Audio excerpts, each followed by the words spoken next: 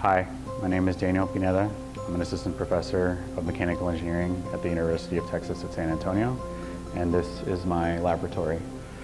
So in the laser spectroscopy and chemical propulsion laboratory, we develop and test advanced diagnostic tools for extreme environments that are relevant to chemical propulsion, hypersonic flight, energy conversion, and toxic gases, and all kinds of wild stuff.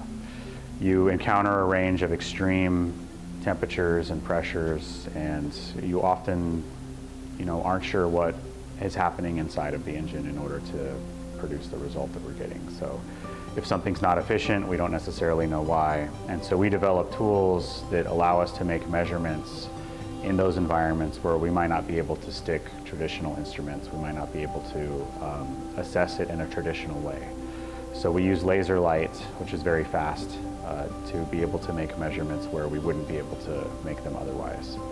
And this has a lot of benefits across different sectors of industry.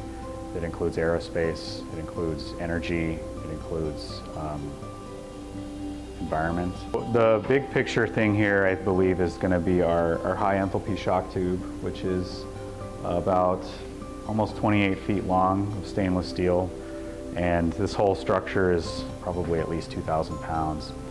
We can use it to generate, with shock waves, really high temperatures and high pressures for very short periods of time. And we can basically simulate the inside of a rocket engine with this device.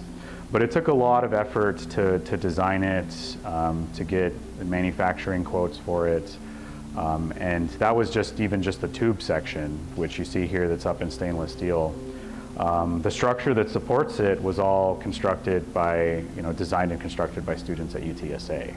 A lot of this was cut up and machined in the makerspace. Good portions of it were welded down there as well. And so a lot of student hands have touched this device in order to bring it alive, not just to get it designed and to make sure that it's up to code and up to spec and that it's going to perform as expected.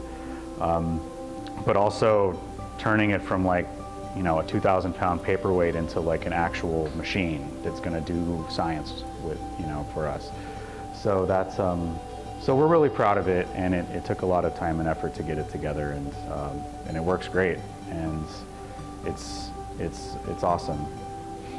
But I think that there are students in class that may be a little bit intimidated because it is in some elements rocket science. And it's a conversation that I frequently have with people, and the usual, depends on the level of the student, but a lot of times the response is like, oh, well, that's some smart stuff that I couldn't quite possibly understand. But it's really not that, it's not that difficult to understand it if you take it methodically and take an approach that is layered, which I try to do with the students that come through the group. And so I will usually, now that I've got a large enough group, I'll have a senior graduate student who is paired with a junior or new graduate student or undergraduate student. And so that way there's someone who has been around for a bit and knows how the equipment works or knows a little bit more about the physics to then coach another student through the process so that it's less intimidating. And you can learn more about our lab, our research, and our department at klesse.utsa.edu.